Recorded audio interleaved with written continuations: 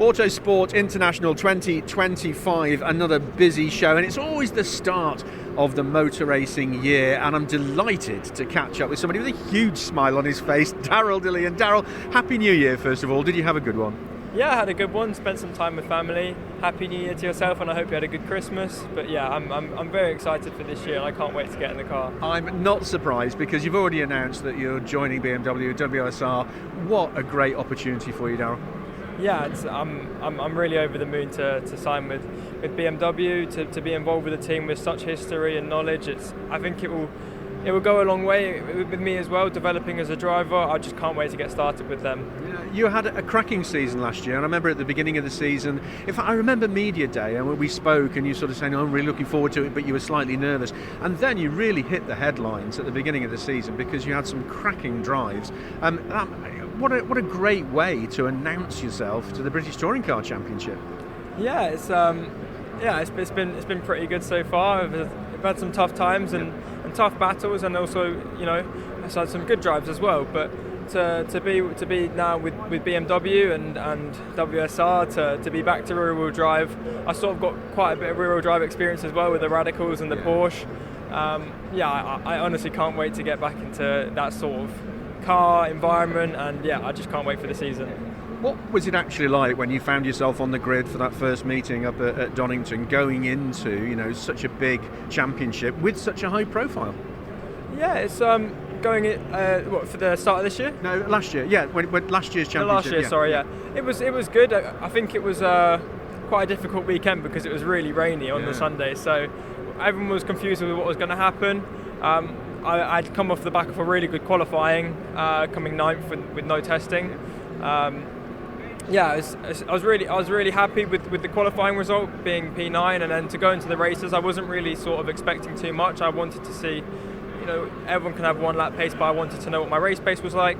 So I didn't really expect too much. Going into the races, just sort of racing them, really not thinking too much about it.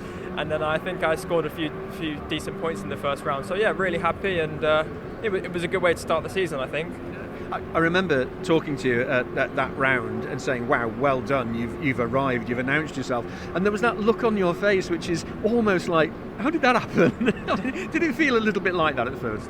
Yeah, it was, once you announce something, especially with BTCC, it's really exciting to be back in the championship. I was really grateful, and Bob at Unlimited to give me the opportunity to be competing again in the BTCC. I was really grateful to him and to the team, and I was really over the moon to be fighting at Donington and qualifying and actually be out on track, because it was a last minute process, but once the car got finished and wrapped and all sorted, ready to roll out for Saturday morning at Donington, it was I think it definitely it put a lot of surprise on people's faces. So yeah, it was a good way to announce, good way to roll out the garage, and it was a good way to start this year with the top 10 qualifying. Absolutely. Now this year you're rolling out with WSR, BMW, fantastic move for you, great opportunity.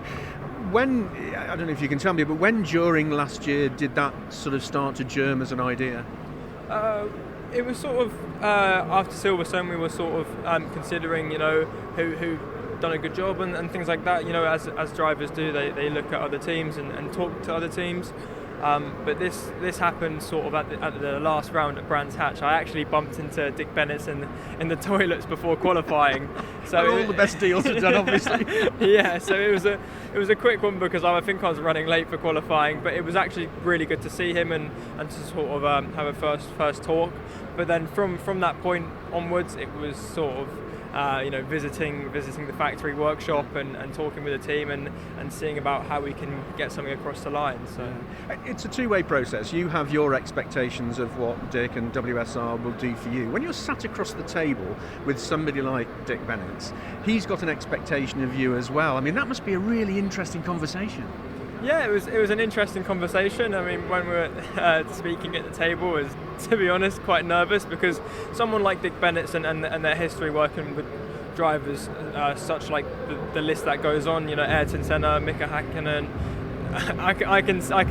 I can be talking here for minutes because of how many famous drivers he's worked for, and to sort of add my name to that list and to actually talk with Dick, it was really I was really nervous, but Yeah, I've got the confidence in myself, and I think he's got the confidence in me too. So I just can't wait to learn from him and yeah, just listen to him. He's a really interesting person. I'm sure it's going to be a fantastic season in prospect, and you've always had great family support, haven't you, at every round there as well. I assume that's going to be even more intense now.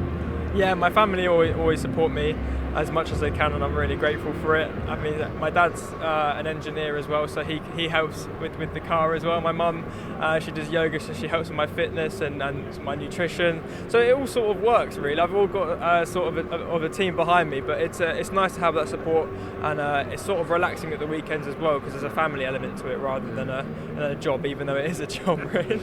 Just finally, Daryl, we've got some changes coming up for the new season. Hybrid, as the era that is now done and dusted, but going back to having ballast and to sustainable fuels. Just some initial thoughts on that from you.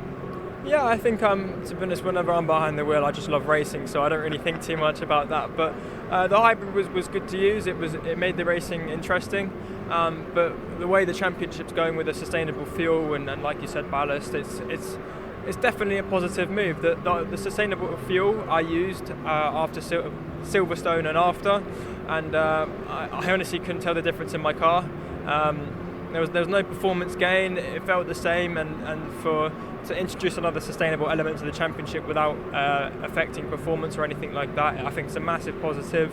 And it also it goes to show that it works, because with the last round at Brands Hatch, I got P7, my best result. So, because for anybody who doesn't know, you were part of the process of assessing the sustainable fuel in the vehicles, weren't you?